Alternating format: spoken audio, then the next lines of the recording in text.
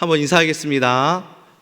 저를 따라서 인사하겠습니다. 믿음의 역사와 사랑의 수고와 소망의 인내가 성도님께 가득하십니다. 네, 그 은혜가 있는 줄로 믿습니다. 오늘도 하나님의 은혜를 발견하고 또 마음껏 누리는 복된 예배의 현장이 되기를 소망합니다. 오늘은 인간론 6번째 행위의 언약과 은혜 언약에 대해서 함께 말씀을 나누겠습니다. 우리가 지난 시간에 삼위 하나님께서 우리의 구원을 위해서 삼위 하나님끼리 합의하신 그리고 약속하신 구속 언약, 구속 협약에 대해서 함께 말씀을 나누었습니다. 기억이 나시나요? 네, 하나님께서 또 우리에게 새로운 은혜를 주시려고 되게 새롭게 오신 여러분을 축복합니다. 첫 번째로 3가지 협약이었죠. 3가지 약속이었는데, 첫 번째로 구속 대상을 누구로 할 것인가, 그래서 하나님이 택하신 백성들을 구속하기로 정하셨고, 두 번째로는 그렇다면 구속주를 누구로 할 것인가 했을 때에 제2위 성자 예수 그리스도를 구속주로 삼으셨습니다. 그리고 세 번째, 그렇다면 구속 방식을 어떻게 할 것인가 라고 협약할 때에 바로 대속의 방식으로 구속하시고자 정하셨고, 예수님은 그래서 십자가에 달리신 것이지요. 이것이 바로 성부, 성자, 성령님께서 창세전에 우리의 구원을 위해서 삼위 하나님끼리 협약하신 구속 언약이다 라고 우리가 함께 배웠습니다. 오늘은 하나님과 인간 사이에 맺은 언약에 대해서 배우고자 할 건데요, 성경은 우리의 구원과 관련하여 크게 2가지 언약을 말씀하고 있습니다. 바로 행위 언약과 은혜 언약이라는 것입니다. 이 언약은 모두 우리를 구원하기 위한 하나님의 약속과 또 그 약속에 따른 영생의 보상이 있는 대표적인 2가지의 언약입니다. 먼저 행위 언약을 살펴보도록 하겠습니다. 행위 언약은 하나님께서 에덴 동산에서 아담과 맺으신 언약입니다. 그러나 아담 개인과 맺으신 것이 아니라 인류 대표로서 아담과 맺은 언약이 되겠습니다. 하나님은 이 언약 안에서 순종을 조건으로 하는 영생을 약속하셨고, 또 불순종에 대해서는 영원한 죽음에 이를 것이라고 경고하셨습니다. 그래서 이게 조약이 되는 것이죠. 순종하면 영생이고 불순종하면 죽음이다라는 것을 말씀하고 계십니다. 창세기 2장에 동산 각종 나무의 열매는 내가 임으로 먹되 선악을 알게 하는 나무의 열매는 먹지 말라. 먹으면 어떻게 됩니까? 반드시 죽으리라 라는 그런 언약이 있지요. 그런데 이상하게도 창세기에는 여러분 아무리 보셔도 순종을 조건으로 하는 영생에 대한 그 약속이 있을까요? 없을까요? 네, 지금 성경 읽고 계시죠? 네, 창세기를 분명 읽으셨을 텐데, 창세기에는 순종을 하면 영생을 준다라는 그 약속이 나와 있을까요? 나와 있지 않을까요? 네, 눈 씻고 봐도 나와 있지 않습니다. 그냥 먹으면 죽는다라는 그런 약속만 있죠. 그리고 언약이라는 단어도 등장하지 않습니다. 그러나 성경 전체를 보시면 아담은 분명히 하나님과 언약을 맺었고, 또 그 언약으로 인해서 의로움과 영생이 전제되어 있음을 계속해서 말씀하고 있죠. 로마서 5장 19절 말씀을 보시면 한 사람이 순종하지 아니함으로 많은 사람이 죄 있는 것 같이 한 사람이 순종하심으로 많은 사람이 의인이 되리라 라는 말씀입니다. 물론 예수 그리스도에 대한 말씀이지만 이 말씀은 아담이 순종했더라면 인류 전체에 영생이 들어올 수 있었다라는 것을 전제하며 이야기하고 있는 그런 말씀입니다. 그리고 창세기 3장을 보시면 아담이 범죄한 이후에 하나님이 생명나무에 접근하지 못하도록 막습니다. 왜 그렇죠? 말씀에 이렇게 나와 있습니다. 그가 그의 손을 들어 생명나무 열매도 따먹고 영생할까 하노라 라고 하면서 생명나무에 접근하지 못하도록 막습니다. 즉 생명나무 열매는 아담이 순종함으로 영생을 주시고자 하시는 하나님의 선물이었던 것이죠. 만약 네가 순종했더라면 이 생명나무 열매를 통해서 영생을 주었을 텐데, 이제 너희가 범죄했으니 이것을 막겠다라는 것입니다. 언약을 파기했기 때문에 하나님이 영생의 보상을 막으셨던 것입니다. 만약 아담이 언약에 순종했다면 하나님은 영생을 보장해 주시고 또 생명나무의 열매를 허락하셨을 것입니다. 이것이 바로 우리가 보고 있는 첫 번째 언약, 바로 행위 언약이라는 것이죠. 그런데 이 행위 언약을 아담이 끝까지 지켰습니까? 아니면 이것을 무너뜨렸습니까? 네, 무너뜨렸어요. 호세아 말씀에 이렇게 이야기하고 있습니다. 그들은 아담처럼 언약을 어기고 거기에서 나를 반역하였느니라. 네, 무엇을 말하고 있습니까?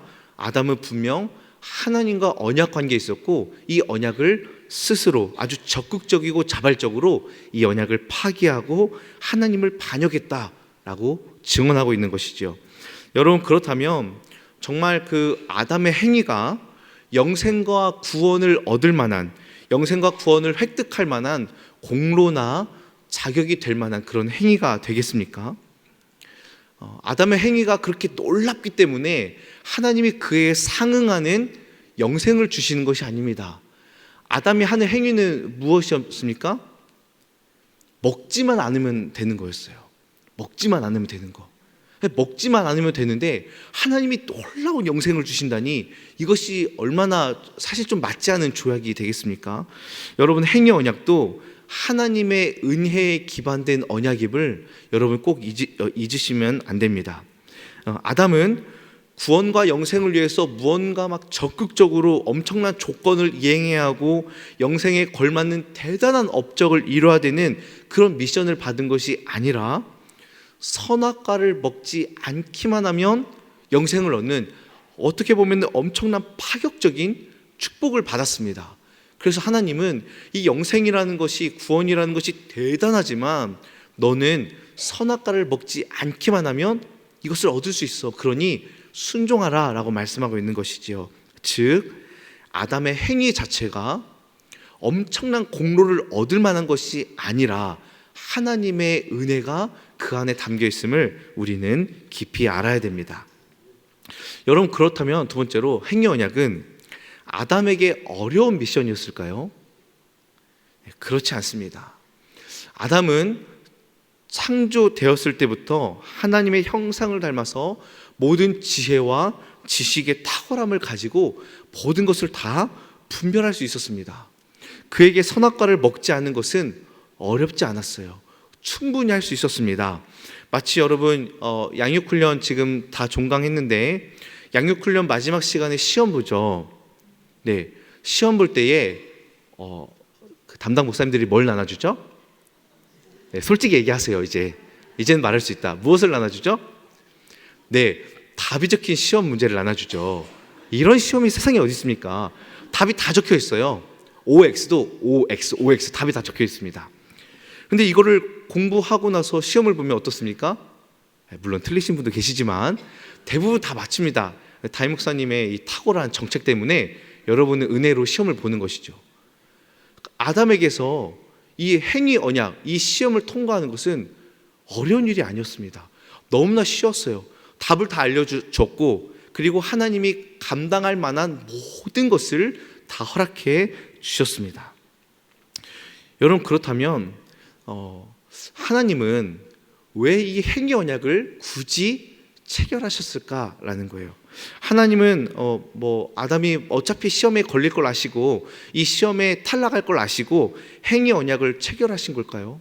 아니면 혹여나 너무나 손쉽게 내가 만든 영생을 획득하는 게 뭔가 조금 안 이롭고 뭔가 좀 아까워서 선악을 알게 하는 나무를 굳이 심으신 걸까요?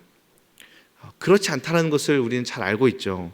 하나님은 아담이 충분히 감당할 것을 알고 계셨고 아담이 자유의지를 발동하여서 하나님을 적극적으로 그리고 자발적으로 기쁜 마음으로 순종하고 사랑하고 하나님의 다스림 안에 거하기를 하나님은 너무나 원하셨습니다. 그렇게 하기만 하면 하나님은 얼마든지 영생을 줄 의향이 있었던 거예요. 이것이 바로 인격적으로 교제하는 모습입니다. 이것이 곧 인격이라는 거예요. 하나님은 우리를 아주 내리깔고 마치 너는 내가 창조했으니까 너는 저 밑바닥이야 라고 말씀하지 아니하시고 하나님은 하나님과 인간의 인격적인 교제 가운데에 이 언약을 체결하여 이 언약을 순종하기를 원하셨습니다.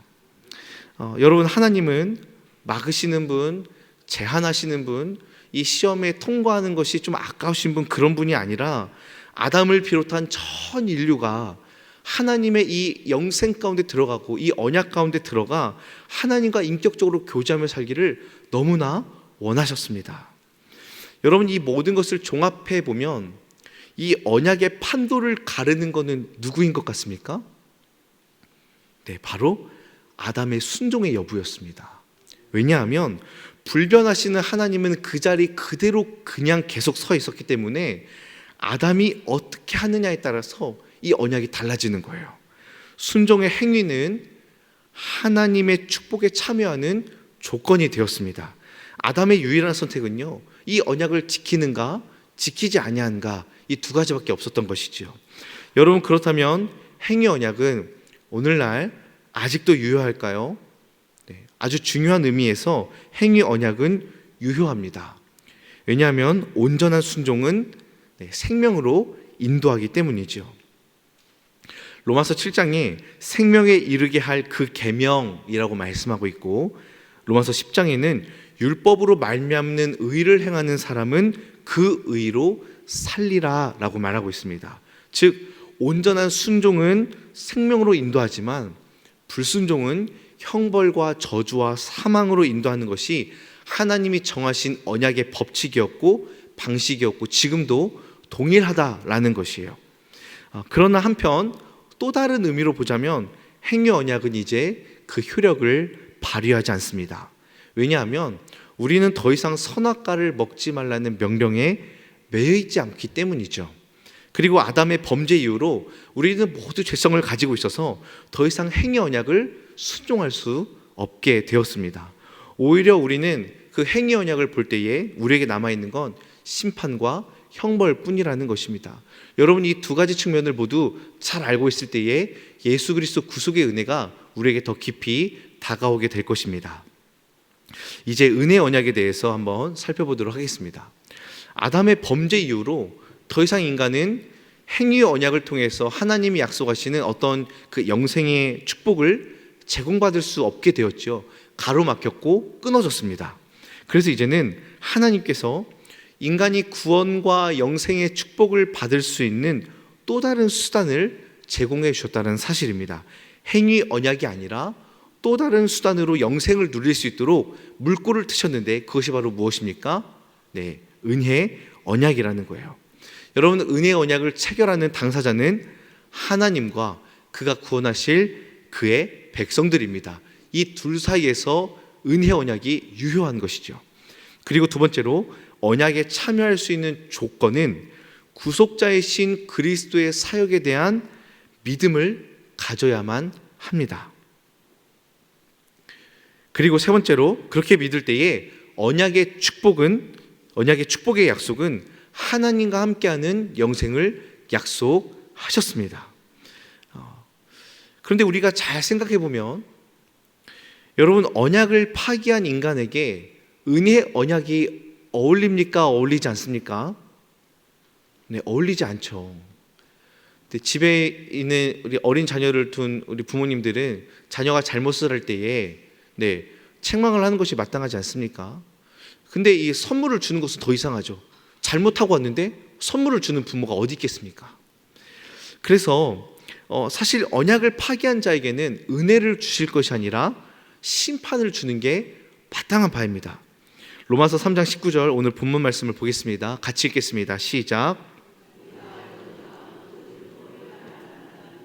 율법 아래에 있는 자들에게 말하는 것이니 이는 모든 입을 막고 온 세상으로 하나님의 심판 아래에 있게 하려 함이라. 하나님의 심판 아래에 있는 것이 곧 하나님의 공의이자 언약에 합당한 결과라고 말씀하고 있습니다. 로마서 1장으로 보시면은 하나님의 진노가 하늘로부터 나타나 모든 죄악과 모든 불의에 대해서 하나님이 심판하신다라고 말씀하고 있는데, 이것이 하나님의 올바른 대응이고 선하신 하나님의 모습이죠. 하나님의 의는 죄인에 대하여 또 불의한 자에 대하여 반드시 진노하시는 것이 마땅합니다. 여러분, 이 세상에서도 계약을 파기하고 약속을 어기고 손해를 끼치는 자에 대해서 마땅한 배상을 하게 하는 것이 잘한 일이고 마땅한 일인데, 하나님이라면 더더욱 철저하게 해야 되지 않겠습니까? 그런데 하나님의 방식대로, 선하신 하나님의 정의대로 이렇게 일을 처리하다 보니 하나님 앞에서 의롭다 여길 육체가 하나도 없다라는 것입니다. 하나님의 법 앞에 어느 누구도 그것을 통과할 자가 아무도 없다라는 거예요. 해 아래에 있는 모든 인간은 다 망했다라고 성경은 선포하고 있습니다. 하나님의 율법과 언약의 조건을 따져서 내가 어떻게든 빠져나갈 구멍이 있는가, 내가 어떻게든 구원을 받을 수 있는가, 내가 몸부림쳐보고 어떻게든 하나님의 조약 명시대로 내가 하나하나 대입해 보면 볼수록 죄만 드러나는 것이 바로 인간의 비참함이라는 것입니다. 여러분, 이것이 율법의 기능이죠. 행위로는 결코 의롭다 함을 받을 수 없는 우리의 아주 비참하고 처참한 상태를 로마서 3장 20절까지 쭉 이어서 이야기하고 있습니다. 여러분, 그런데 로마서 3장 21절로 진입하는 순간 아주 놀라운 일이 벌어집니다. 천지가 개벽할 만한 어마어마한 일이 벌어져요. 로마서 3장 21절 헬라어 원문 앞을 보시면은 그러나라는 접수사가 있습니다. 그러니까 직역을 하자면 이제는 그러나라는 접수사거든요. 담임 목사님께서 접수사가 중요하다고 하셨죠. 그러나 이제는 이라고 시작합니다. 3장 20절까지 너무나 비참하고 율법의 조항에 명시된 대로 우리를 판단하면 망할 사람밖에 없는 이 아주 안타까운 현실 가운데에 그러나라는 단어가 들어있습니다. 앞의 내용을 보면 앞선 내용은 다 맞는 내용이에요. 반대될 내용이 하나도 없습니다. 그런데 왜 그러나 이제는 이라는 말씀이 등장할까요? 우리 21절 말씀, 우리 그러나를 포함해서 함께 읽겠습니다. 시작. 그러나 이제는 율법 외에 하나님의 한 의가 나타났으니. 아멘. 지금까지 그토록 정확했던 기준과 잣대였던 행위 언약과 율법과 그 율법에 따른 하나님의 진노의 방식 외에 또 다른 의가 등장했다는 것입니다. 율법과는 상관없는, 율법과는 별개로 율법을 뛰어넘는 또 다른 하나님의 새로운 의가 나타났는데 그 의가 무엇입니까? 22절 말씀, 곧 예수 그리스도를 믿음으로 말미암아 모든 믿는 자에게 미치는 하나님의 은이 차별이 없느니라. 할렐루야. 지금까지의 하나님의 공의로운 의로움은 우리를 무조건 망하게 하고 우리에게 심판하게 하시고 우리를 절망 가운데 빠뜨렸던 그 공의로운 하나님의 의였는데, 이 율법과 별개로 새로운 의가 혜성처럼 등장했습니다. 어떠한 의입니까? 율법과 상관없이 새로운 방식으로 우리에게 나타난 의, 또 다른 하나님의 의가 나타났는데 그것이 바로 예수 그리스도를 믿음으로 말미암는 의라는 사실입니다. 깜짝 놀랄 것이죠. 어떻게 이런 일이 일어날 수 있겠습니까? 우리는 분명 죽을 자였고, 우리는 분명 진도를 받을 자였고, 우리는 분명 망할 자였는데 하나님의 또 다른 의가 나타나 우리를 새롭게 하는데 그 의가 바로 행위 언약과는 전혀 다른 은혜 언약의 의로움이라는 것입니다. 행위 언약과 율법에서 오는 모든 절망과 수치와 좌절을 단번에 해결하시는 하나님의 새로운 방식이 우리에게 열렸습니다. 어떤 방식입니까? 24절 말씀 같이 읽겠습니다. 시작. 그리스도 예수 안에 있는 속량으로 말미암아 하나님의 은혜로 값없이 의롭다 하심을 얻은 자 되었느니라. 할렐루야. 여러분, 어떻게 값없이 의롭다함을 받을 수가 있겠습니까? 그런데 새로운 길, 새로운 해결책, 새로운 방식, 새로운 차원이 생겼다는 거예요. 바로 화목제물이신 예수 그리스도의 속죄의 피로 말미암아 이것을 믿기만 하면, 그리스도의 보혈을 믿기만 하면, 그 보혈을 의지하기만 하면, 예수 그리스도의 허리띠를 붙잡기만 하면 믿음으로 의롭다 하실 수 있는 새로운 하나님의 의가 우리에게 제시되었습니다. 여러분, 로마서 3장 20절까지 아무런 희망 없는 인간의 절망을 향하여 예수의 사건이, 예수 그리스도의 속죄의 사건이 인간 역사의 폭탄처럼 투하되어서 우리의 모든 절망과 우리의 모든 비참함을 다 터뜨려버렸습니다. 하나님의 아들이 이 땅에 오시고 아들께서 우리를 대신하여 하나님의 모든 명령에 순종하실 뿐만 아니라 행위 언약이죠, 죄에 대한 형벌을 다 받으심으로 우리에게 가야 할 모든 형벌이 단번에 해결되었고 우리가 이뤄내야 될 모든 순종이 단번에 다 해결된 줄로 믿습니다. 그래서 이 은혜의 언약을 시작하는 조건은요, 오직 그리스도의 사역에 대한 믿음뿐이지만 그 언약에 지속적으로 거하게 만드는 조건은 예수님이 하나님 명령에 순종하는 것이기 때문에 예수님은 모든 율법을 순종하시고 그 모든 순종을 우리에게 거저 주셨습니다. 이렇게 온전히 순종하신 예수 그리스도를 믿기만 하면 우리에게 구원과 영생을 주시는 하나님의 새로운 의가 우리에게 임했다라는 거예요. 그래서 바울이 이렇게 말합니다. 그런즉 자랑할 때가 있냐? 자랑할 수가 있느냐? 결코 없느니라 라고 말하고 있습니다. 예수 그리스도를 믿음으로만 의로움에 이를 수 있다라고 이야기하고 있는 것이죠. 여러분, 그렇다면 믿음이라는 것이 얼마나 대단한 행위이길래 믿기만 하면 예수 그리스도의 모든 순종과 의로움을 우리의 것으로 끌어올 수 있겠습니까? 오랫동안 믿음 생활하신 성도님들 많으시고 또 우리 시온 찬양대에 계신 분들의 믿음 생활했던 연수만 합해도 몇 년이겠습니까? 몇백 년이 되겠죠? 믿음 생활을 정말 오랫동안 하셨습니다. 대단한데 정말 믿음이라는 것 자체가 예수 십자가와 부활과 순종과 예수님의 의로움을 다 가져올 만큼 대단한 것일까요? 믿음 생활을 50년 했으면 그 50년의 그 효력이 예수님의 그 의로움과 부활과 그 예수의 보혈을 땡겨올 만큼 그 믿음 생활 50년이 그만큼 대단하고 권위 있고 엄청난 효력을 발휘할 만합니까? 저는 그렇지 않다라고 생각해요. 우리가 믿음 생활을 1000년을 한들 어찌 예수 그리스도의 보혈을 얻을 만한 공로가 되겠습니까? 믿음 자체는 대단하지 않습니다. 그러나 무엇이 대단하죠? 하나님께서 그 믿음을 의로 여기시는 하나님의 여겨주심이 놀랍고 대단하기 때문에 우리는 그 작은 믿음 하나만으로도 그리스도의 모든 순종과 의로움을 나의 것으로 가져오게 되는 것입니다. 어린아이의 그 작은 믿음 하나만으로도 예수 그리스도의 그 대단한 의로움을 가져올 수 있는 것, 무엇이 대단하기 때문입니까? 하나님의 여겨주심이 대단하기 때문이죠. 여러분, 구원의 공로는 그리스도를 믿는 우리의 믿음이 아니라 오직 예수께 있음을 믿으시길 바랍니다. 우리는 단지 믿음으로 이 모든 공로를 거저 얻는 것입니다.